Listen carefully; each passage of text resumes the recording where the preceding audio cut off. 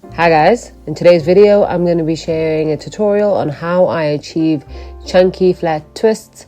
It's beginner friendly and I hope this is useful. Let's get into it.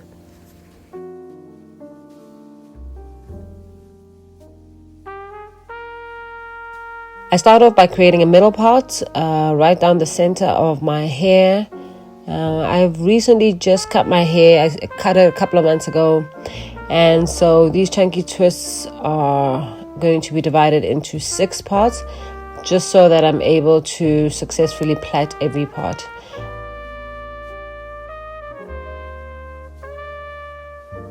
I get clips to just clip down the one side.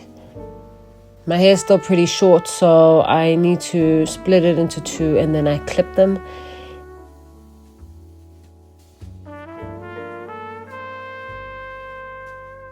And then I get this rose water that I got from Discam to just re-moisturize my hair. I washed my hair 2 days ago, and so I'm just re-moisturizing my hair.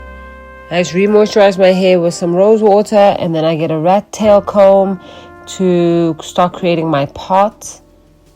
My first half of hair, I'm going to create 3 parts, and so this is a third of the chunky twists that I'm going to be doing.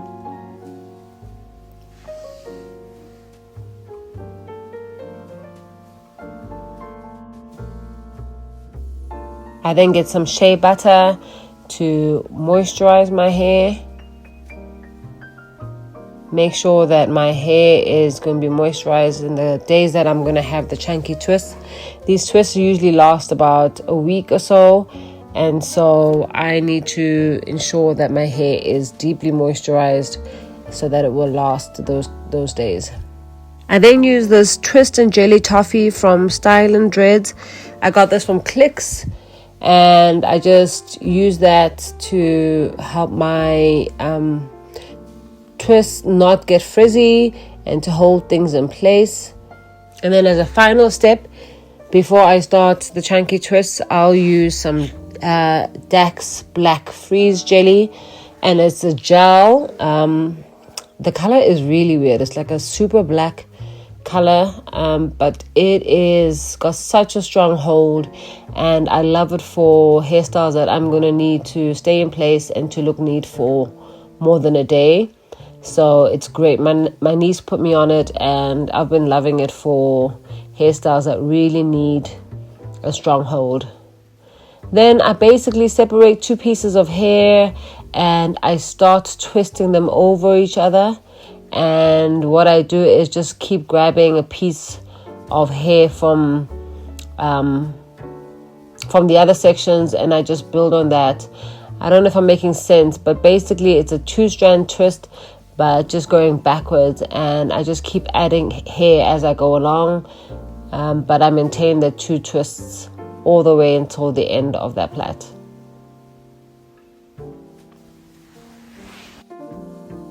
I then twist it down,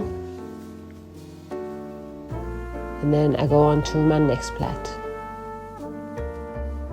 I'm just going to repeat the same step. I create a part.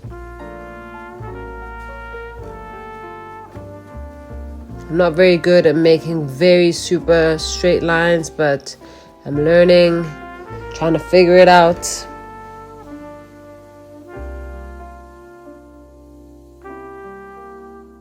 And then I go into my shea butter again.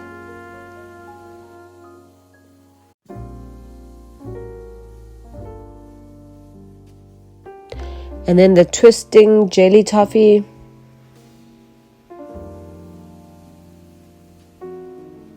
And then finally, I go in with my Dax Black Freeze Jelly.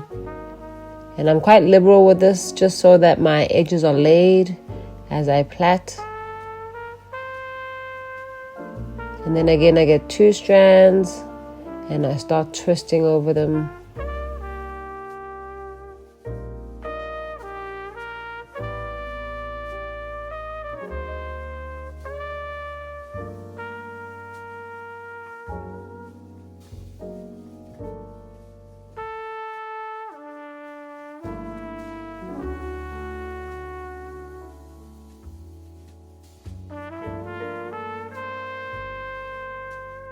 When I got to the last part of the first half of my hair, the hair is a lot thicker here, and so as I was doing the flat twist, I realized that my hair is still quite short, and I had to pull my hair quite a bit.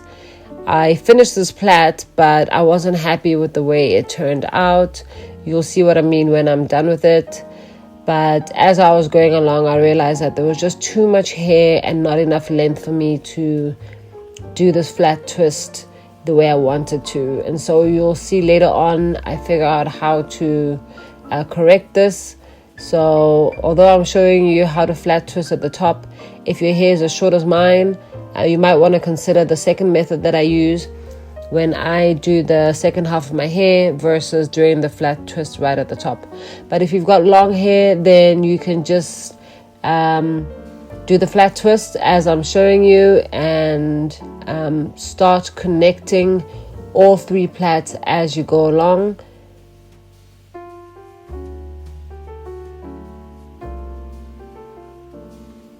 And so as I flat twist, as I work my way down, I start adding in the twists from the other sections, so that it ends up looking like it's just 2 braids versus 6 at the back.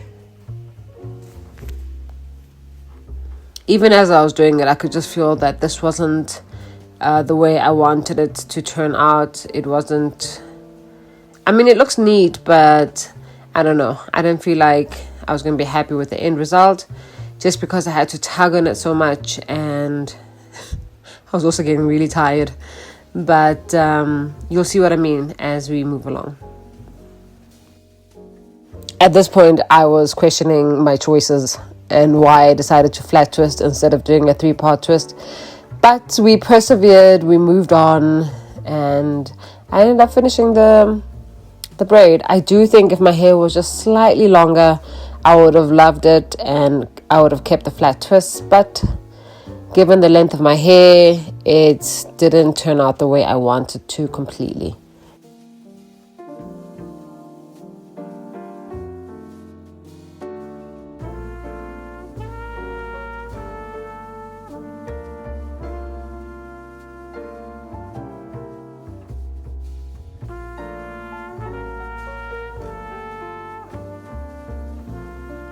I then just tuck in the hair because it's really, really short at the end. Because I had done a tapered cut, my hair at the end is much shorter than it is in front. And so that little bit that I have there, I just tuck it in. There's no point in even trying to add hair or do anything else extra. Then I just do the same thing on the other side of my hair. I part my hair into 3. And then I just moisturize my hair with shea butter. And then go in again with the twisting jelly toffee and the Dax gel. And then I split my hair into 2. And then I just start crossing over and adding pieces of hair as I go.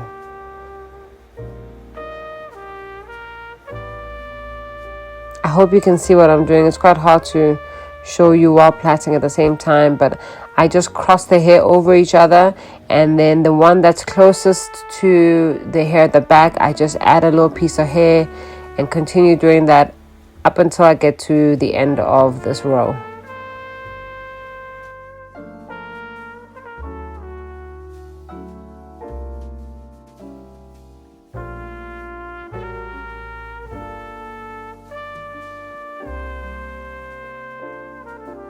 So remember I was saying I didn't like the flat twist I did on the other half? Well, on this half here at the top, what I decided to do was a 3-strand plait instead of a flat twist.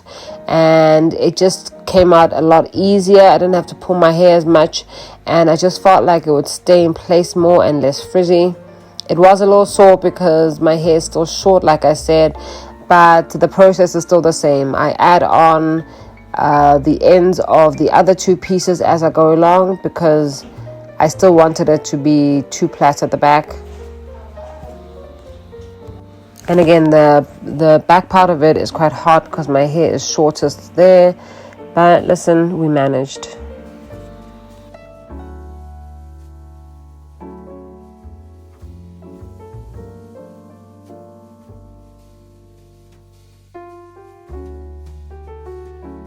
I did undo the other side and then fixed it and made it a 3-strand plait as well, and so that everything looks neat and symmetrical.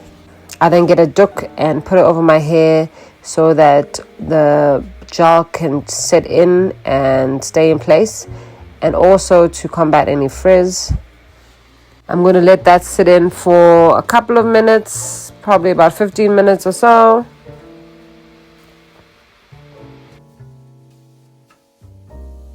And there you have it, guys. I got my makeup done. I'll probably run out now and do some errands. But this is the final look. My hair in front is still a little bit wet, so I did put the doek back on for another 5 minutes or so. But once I was done, everything was set in place. Look how neat that looks. Nothing is moving here. We are going to be good for a couple of days. It's going to look good. It's great for work. I don't have to think about my hair. I love it. Thanks for watching, guys. See you next week.